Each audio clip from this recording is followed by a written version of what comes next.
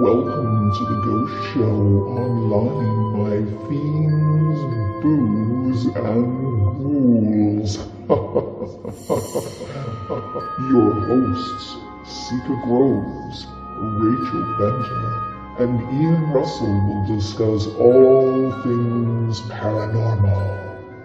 Prepare to be afraid.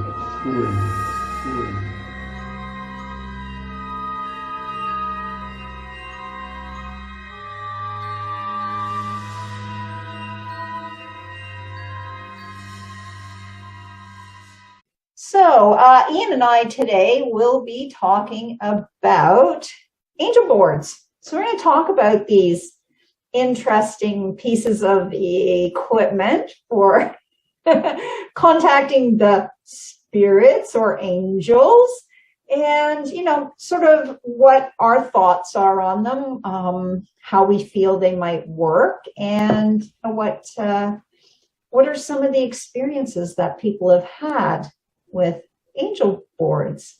So that being said, Ian, I know that for me, these are, you know, and I did quite a bit of looking around online too, just the marketing side of these boards, because I was really curious, how are these being marketed? Because in all truth, they really are a Ouija board. I mean, honestly, in my experience, these things are boards. Like, and I wore my planchette earrings today.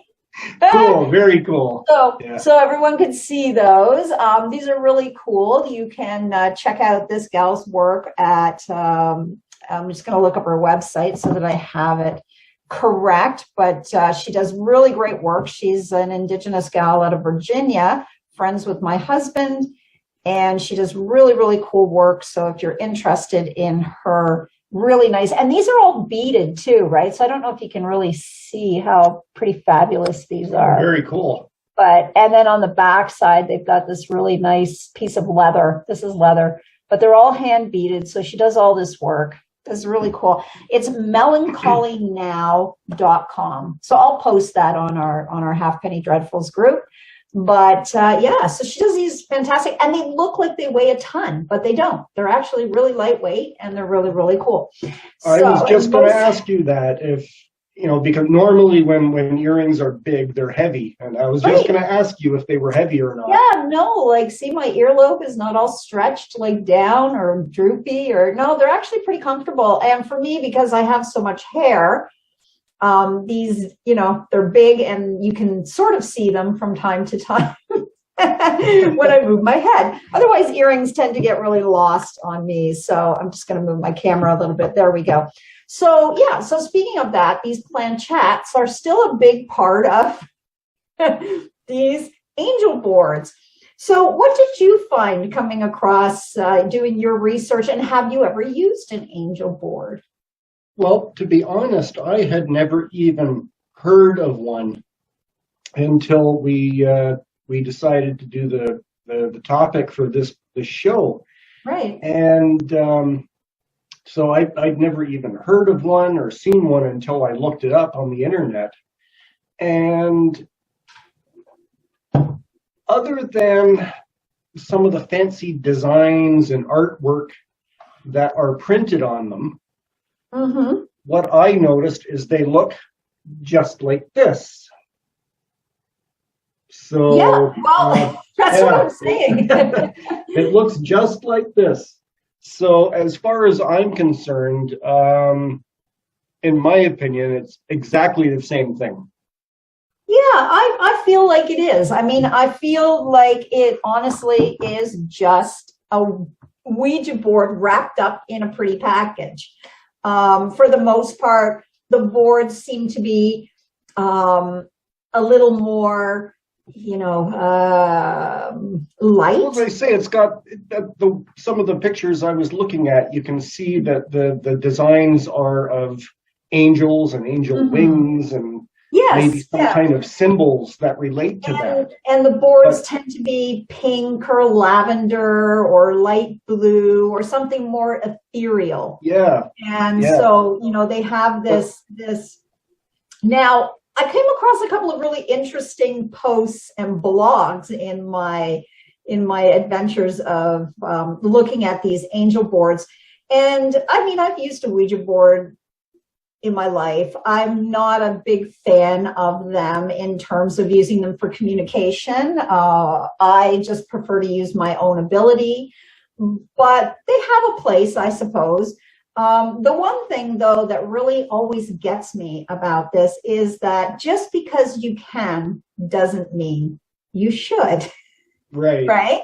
If you don't know what you're doing, you should really never use metaphysical tools, right? Any of these tools. They're not toys in terms of, they were marketed as a toy. Marketed and bought them at toy stores, yeah. And again, for some people, it could very well just be a game. They may have no connection to spirits, or they may have no ability to recognize if there was some kind of communication, right? Because not everybody is perceptive and not everybody knows if there's some kind of interaction happening. So some people could use the board and say, oh, I didn't get anything, and, never think anything of it. And then there's other people who are, avid believers and will, have all these stories about the boards and their abilities. So I was looking at some of the things, the way that this marketing has been done, and I feel it's a little underhanded. I'm honestly going to just throw that out there. I feel like the marketing for these things is very underhanded. It's approaching a vulnerable sector of the community, let's just say. Most people who want to use these boards are looking to make contact with family or friends that have passed. And so sometimes in, states of deep grief. And so they're looking for ways to communicate.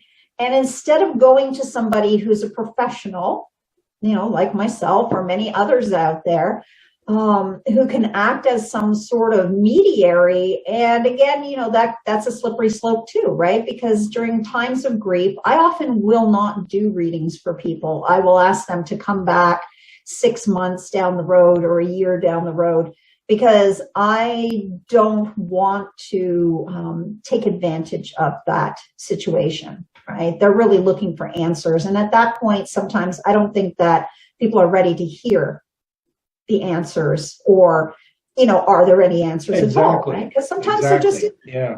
So, going into using these metaphysical tools, these things like Ouija boards or angel boards, without having someone who knows what they're doing, I don't think it's a good idea. I honestly think that if let's just say you brought some negative energy across, and again, I've said this many times, I'm not a church person. I don't believe in demons, and I don't believe in angels, and I don't believe.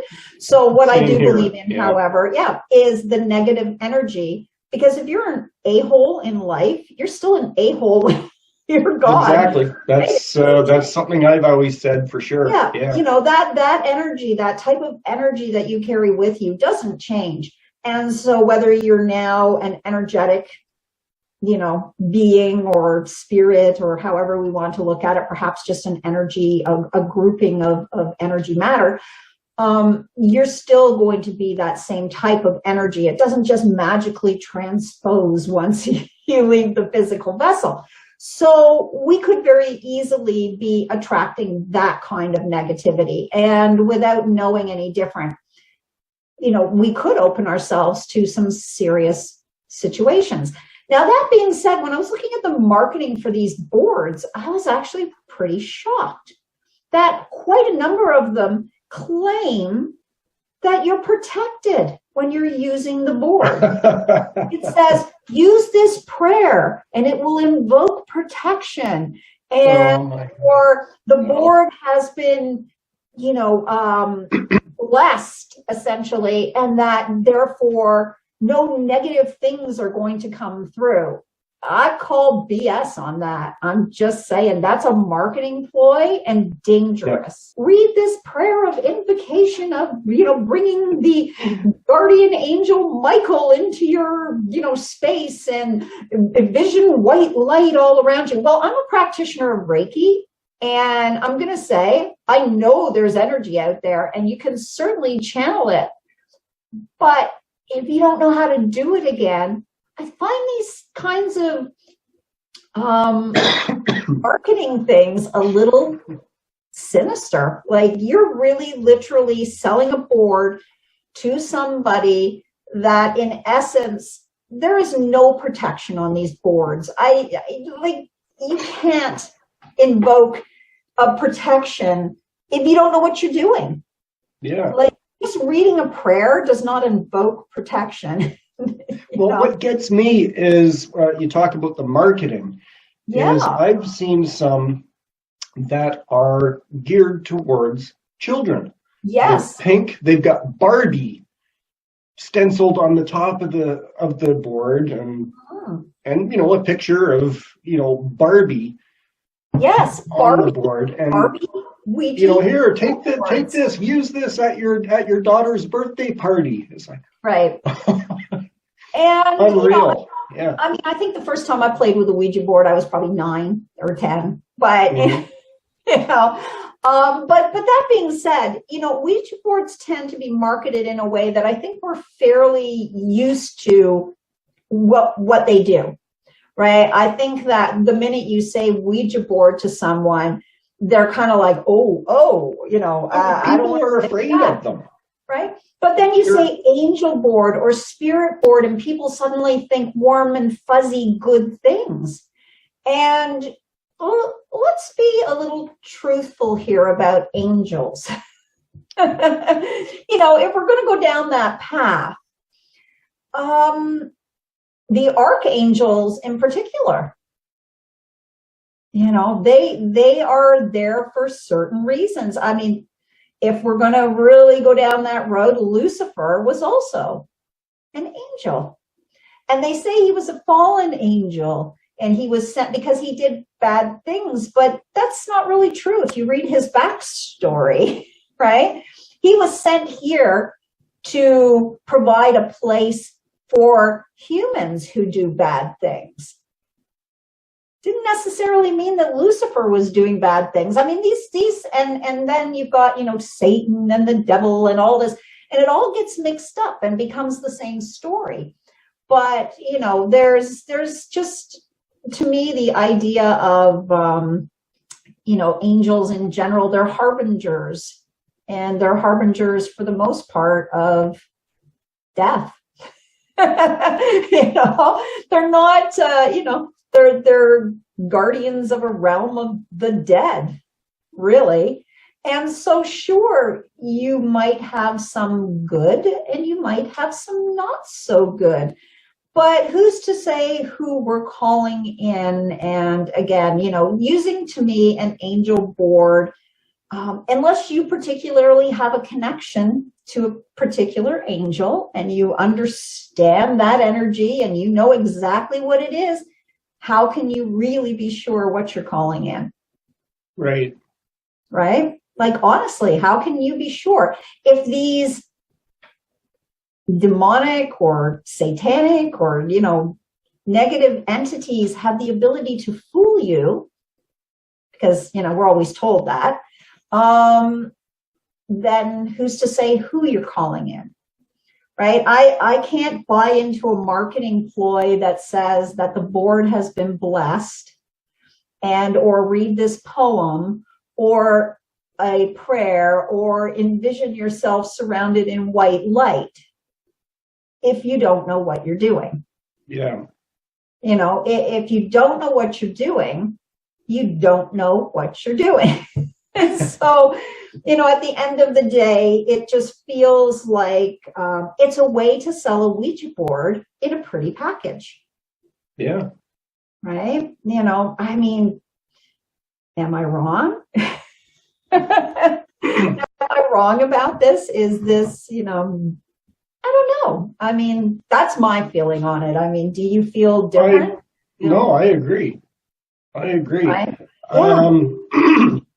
You know, I have seen these things used many times.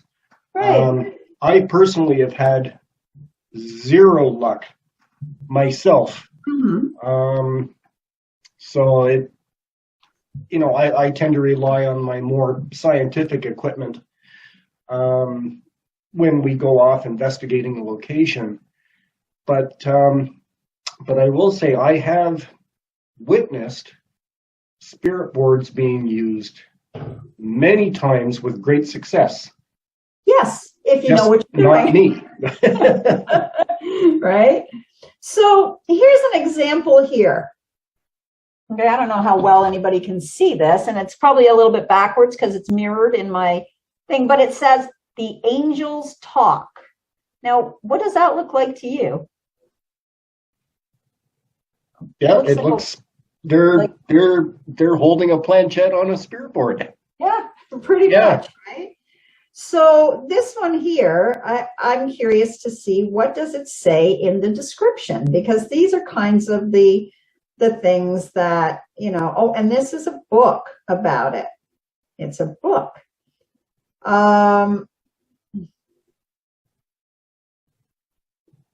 You know, like it seems a lot of people are talking again as it's a Ouija board, and I'm just looking at some of the different, you know, comments here.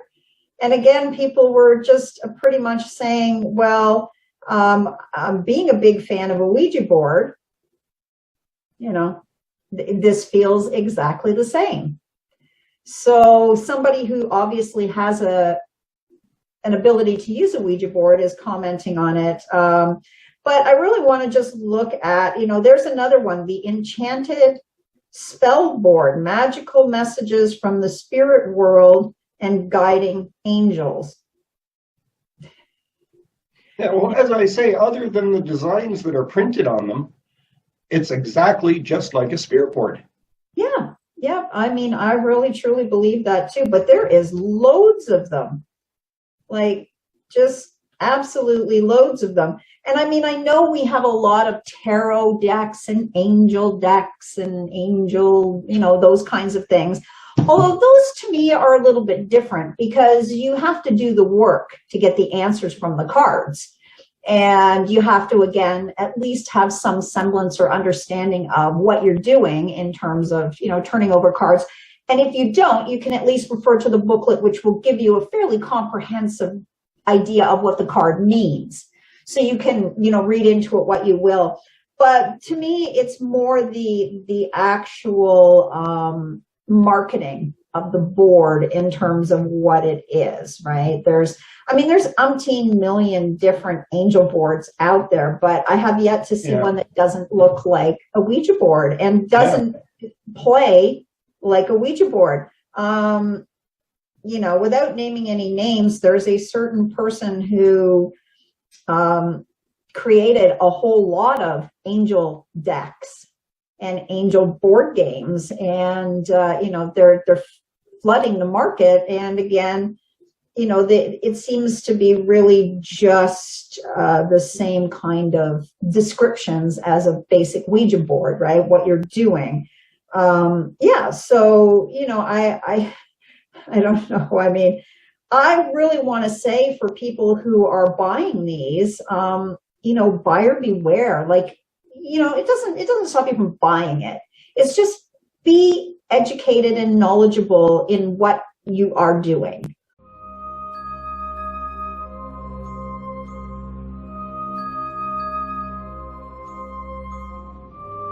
Thank you for watching The Ghost Show Online.